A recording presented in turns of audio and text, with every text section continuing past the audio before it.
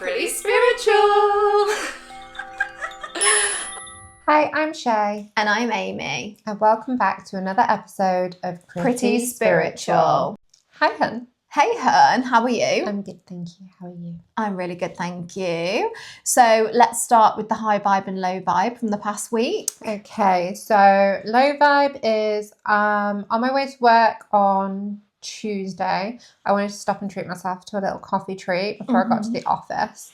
And I went to our favourite coffee place and it was closed. And I just was like, What? How dare it be closed? Why was it closed? And then my high vibe is I have purchased my garden studio. Yes! This is very exciting. Yes, I'm really, really excited for that to come. What about you? High vibe, low vibe? So my low vibe this week has got to be that I've been meaning to get out in the garden all week because we really need to sort it out. I feel like we've not really done any spring prep. We've got things that were broken in the storms that we had at the start of the year and we just haven't had chance to get out there to get things sorted. My high vibe is that we went and had a Highland cow experience. Oh my God, it was absolutely amazing. So obviously, you know, I am obsessed with Highland cows. Yeah. And last weekend we went and had an experience at a farm that's not too far from where we live. And it was just amazing. The cows were so friendly. We got to feed them, we got to groom them, we got to stroke them. One slobbered its mouth all over my top and I didn't even care. I was just like, yes, like smooch, all the smooches. It was great. Very good high vibe this week. Love it. So this week we're talking about everything we're unlearning in our 30s. Yeah, and this could be things like beliefs, expectations and conditioning, things that we're carrying that we might not have even noticed. And we're going to be talking about how when we start to notice and let go of these things, it creates more space for us to become more of ourselves. So, hun, when do you think you first started unlearning things rather than learning things? So I think for me, when I look back, I kind of coincide this with around the time that I got married, which is really strange. So I was 29 when I got married, and I feel like some people might be able to relate to this. When you get married, and I took my husband's surname, I do feel like you go through this process where you're almost like not the person that you used to be. And you're like stepping into your new identity. Like for me, it felt like more than just a name change. It did feel like a bit of an identity shift. And you're kind of in this in-between phase. And also around that time, that kind of really coincided with when my spiritual kind of journey and healing path really started like kicking in. So I feel like the two things were happening side by side. And when I now look back to that time, I feel like that was the first time where I really started to give myself permission to, I suppose, question things that I'd previously just accepted and started really thinking about who I am and who I want to be and what belief system I've got and what expectations I put on myself and what expectations other people have of me. And I suppose I started allowing myself to really think about that and start to make some changes. So at the time, it wasn't like I suddenly had this realization, but looking back now, I think it was around that time when I was about, like I say, I was 29. So just approaching my 30s, I feel like that, there was quite a few things that were changing for me around that period. Yeah. What about you? I think for me was when I had my son. So when I became a mum. So I was 27 when I gave birth to my son. Was I? I think you were. 27, 28. Cannot remember. It feels so long ago. So I think becoming a mum really kind of helped me shift in how I thought about things, and again, like expectations of people, expectations from myself, the standard that I hold, things like that, because suddenly my world wasn't just about me. My world was about him. And also people's kind of true colours come to the surface when you have a child. You start to see people completely differently, and that includes family members and friends. And because your life shifts in a different direction, that sometimes other people aren't on that same journey with you, so you become a little bit less aligned, or you start to see people differently. And then things that I had learned throughout my life, suddenly I was unraveling and reweaving as such, because there would be like thought processes or things that people would do or how I'd react to things, etc., that was like a learned behavior from growing up, that I'd kind of like started to unpick. I'm like, well, no, I don't want to react like that, or I don't want that thought process, or I don't like how this triggers me or this affects me, and I don't want to say yes to this, or I want to be able to say no. Like all those kind of things started to come to the surface. And then again, I mean, there's a pattern here. I started to get very, very, very, very overwhelmed with certain things, and then my health declined and all that kind of stuff. But a lot of it was just pressure, and yeah, I just started to kind of reweave those stories and the conditioning for me.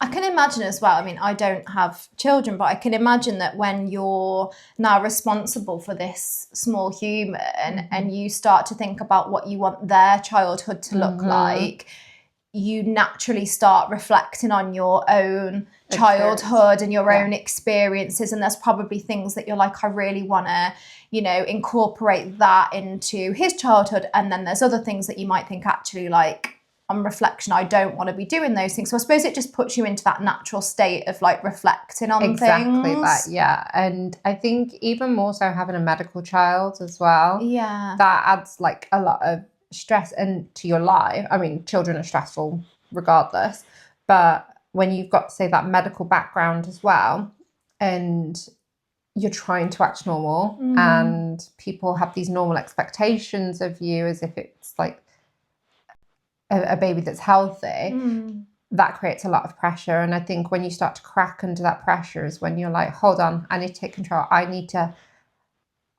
do things my way. And then that was a big unlearning thing for me, because the expectations of having a child from other people became a lot of pressure. And it wasn't healthy. So I learned that I can set boundaries. I can do certain things. So yeah, that was my experience with it.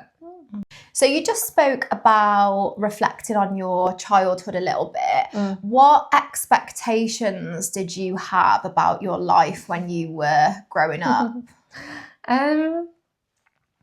Yeah, so I think I had the expectation that I would go to university and I would do English language and become a journalist or become a teacher at one point.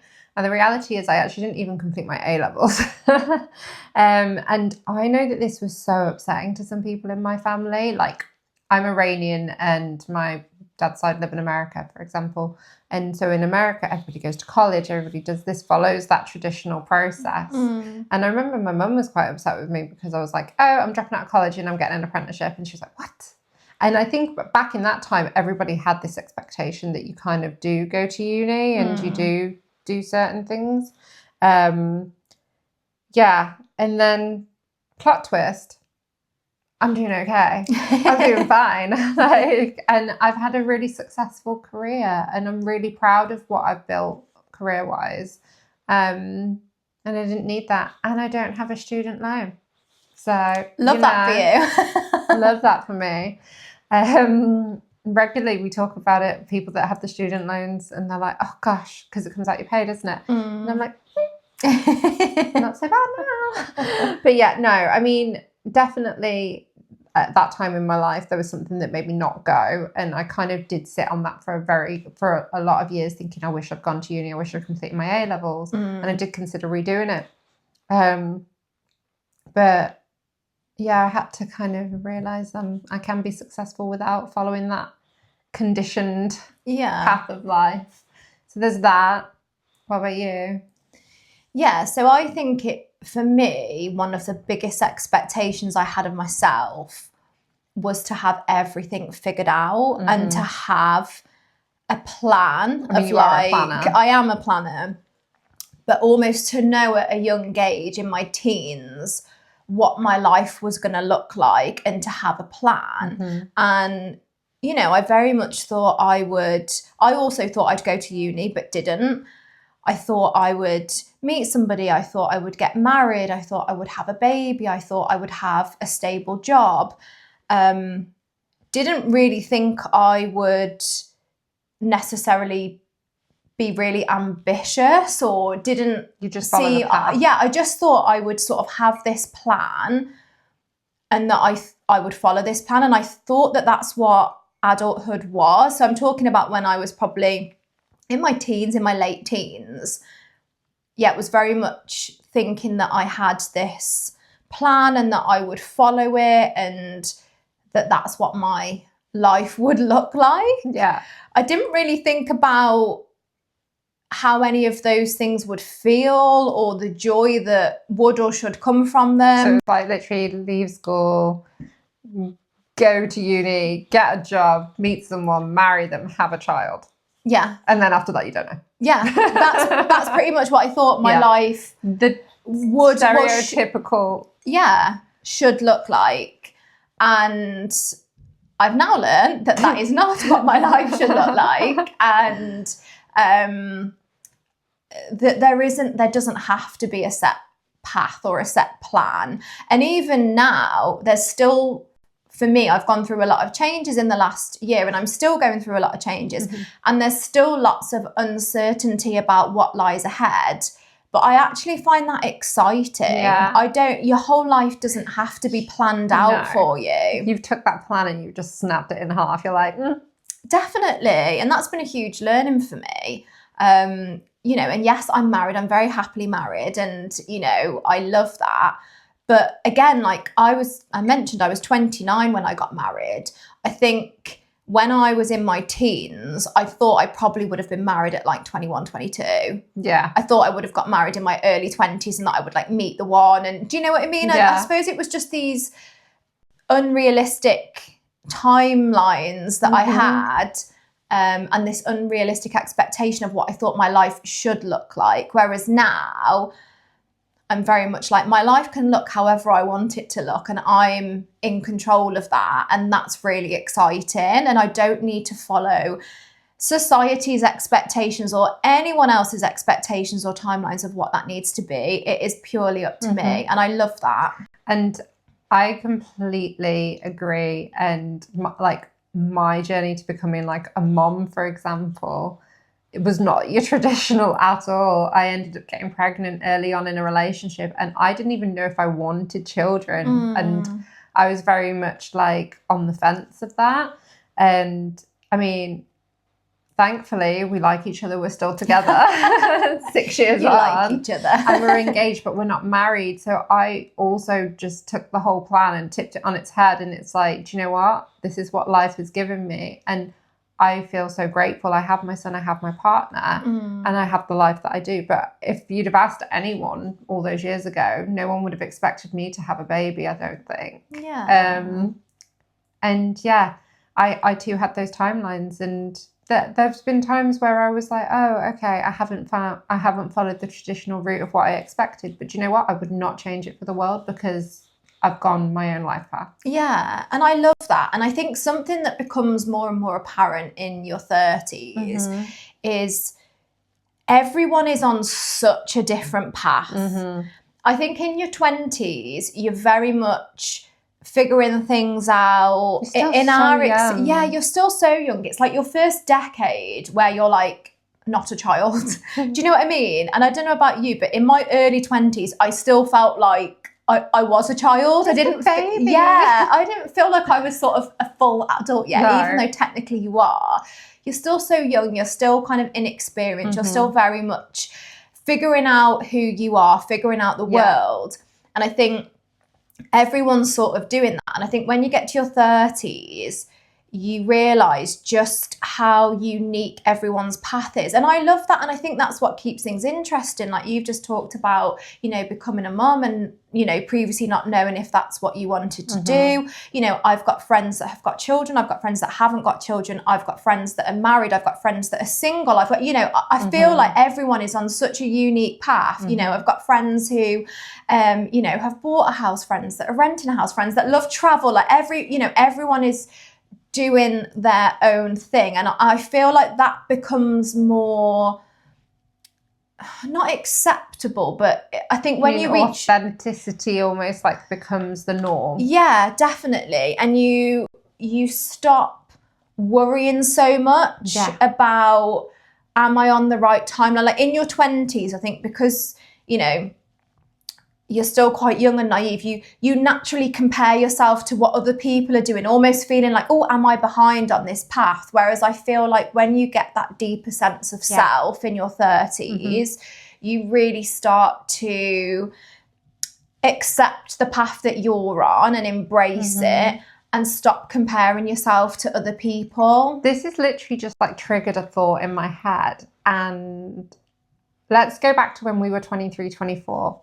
We all lived on this same street. We all bought houses. Me and you didn't know each other. No. But it seemed like the generation of people were like, we must buy a house and we must do this. So we all moved on the street and we all must do this to our house. And everything was like, it was like we were all following the same. Yeah, the same path. Almost. Yeah, exactly. Fast forward, obviously, a few years on, everybody's turned that upside down and whatnot, which is great. Relationships break down, things like that. But it almost felt like we were in some weird matrix that everybody was doing the same thing. Everybody was buying a house. Everybody was doing this. Yeah. I mean, flash forward, I don't own my house now. But it just felt very much. Yeah, everyone was on like a similar timeline. And I think when you're in your 20s, you feel like that's what you should be doing. And don't get me wrong, that was such an amazing time. And I loved it. Like I look back on those years like with so much fondness. And I always compare it to, because I didn't go to uni, like I always say to my parents when I'm talking about that time, like for me, that was like my uni days because I moved in by myself, but I had all my friends like living next door to me.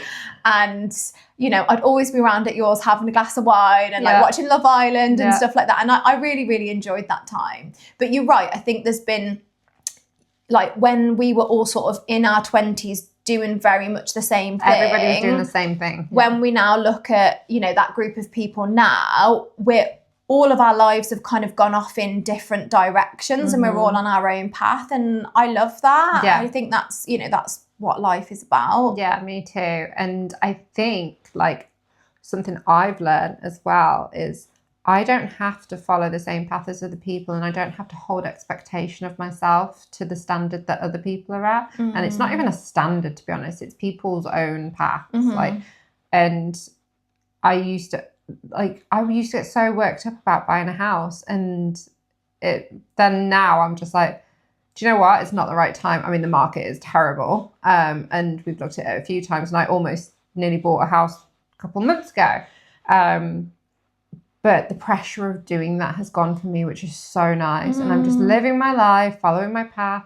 And I found myself doing things, like training in things a year ago I never thought I would as well. And it's pretty amazing when you embrace your own timeline. Definitely. And there's that saying, people will be like, oh, life starts at 30 or life starts at 40.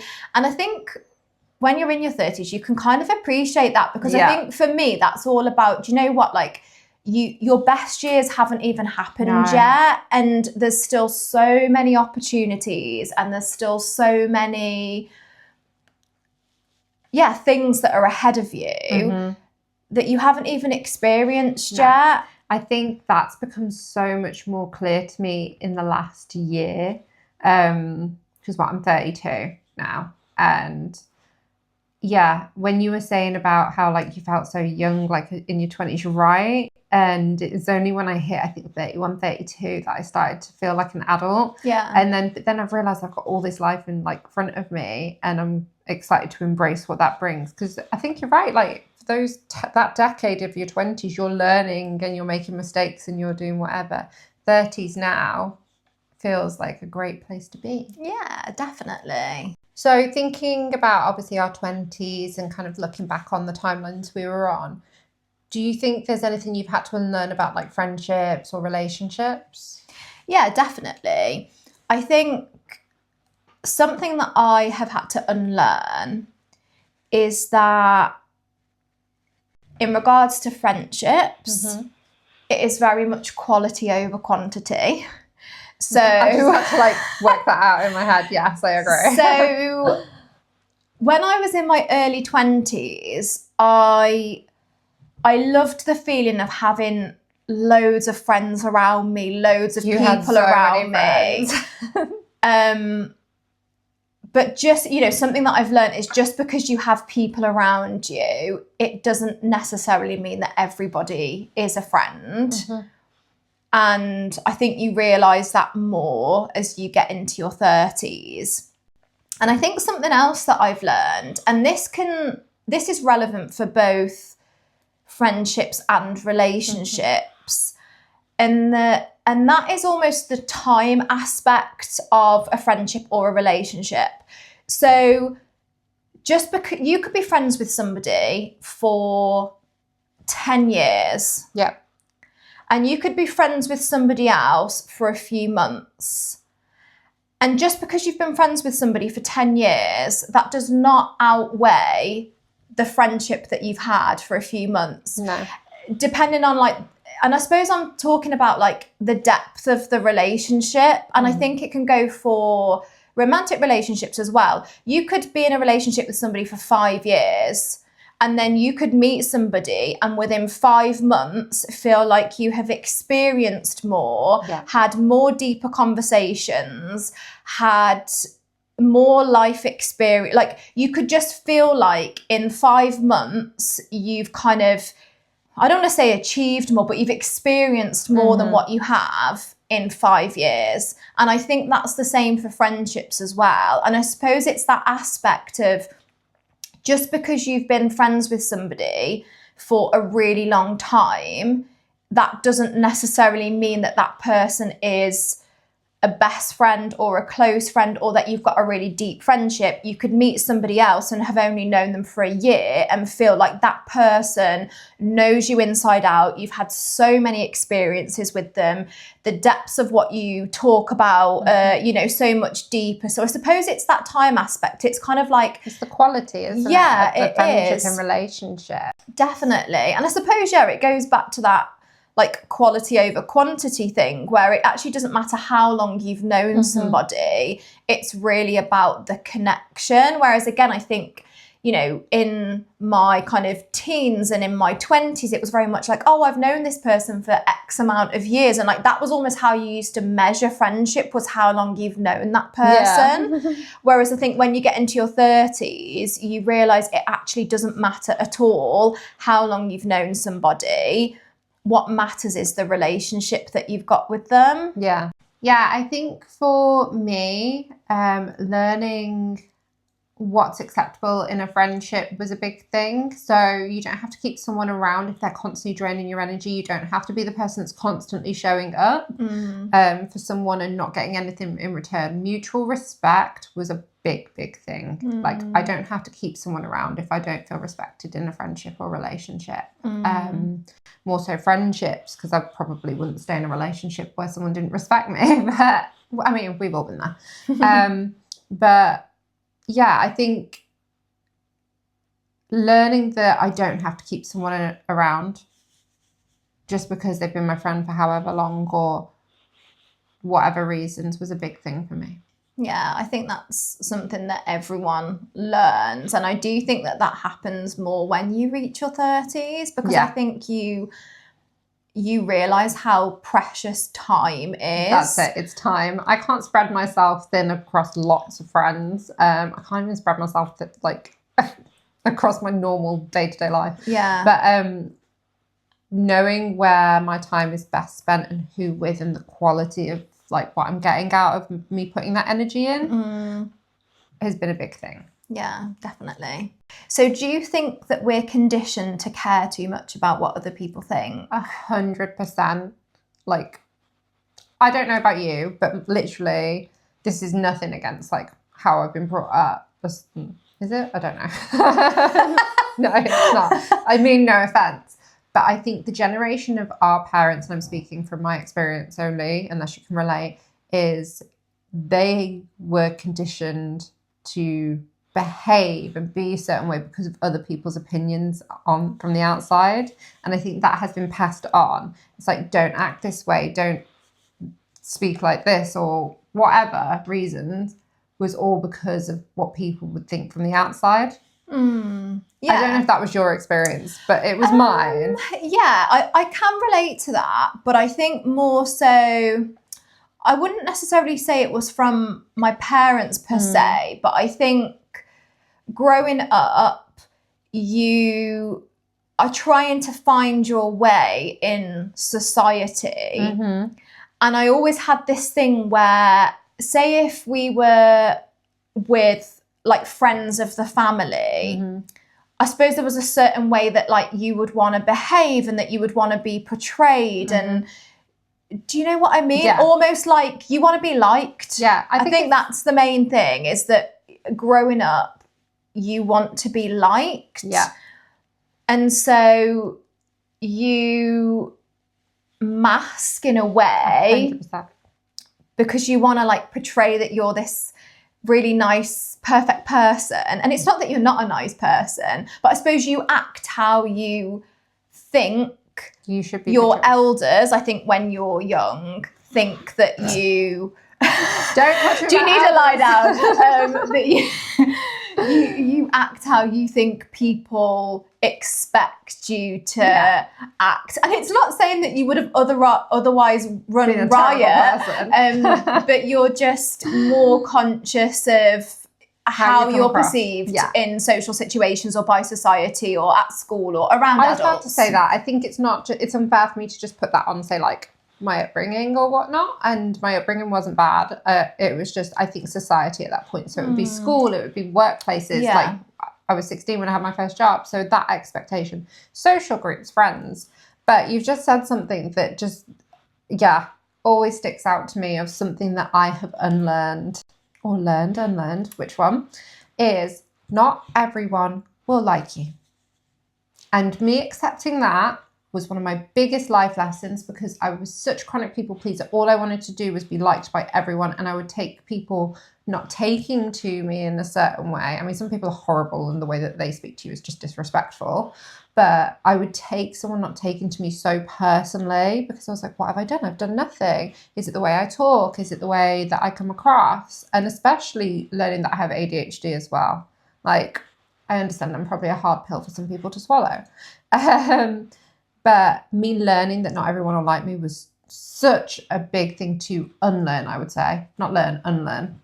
That's such a good one. And I also think that when you're younger, I don't know if you can relate to this, when you think about people like not liking you, you almost have this view that they're gonna like hate you. Yeah. Whereas actually, Like, it's trip just you up in the street. Yeah, like you almost think that like it's the worst thing in the world. Whereas actually, some people will like you, some people won't. And the way I see that is like some people are drawn to your energy and other people are not, and that's okay. Yeah.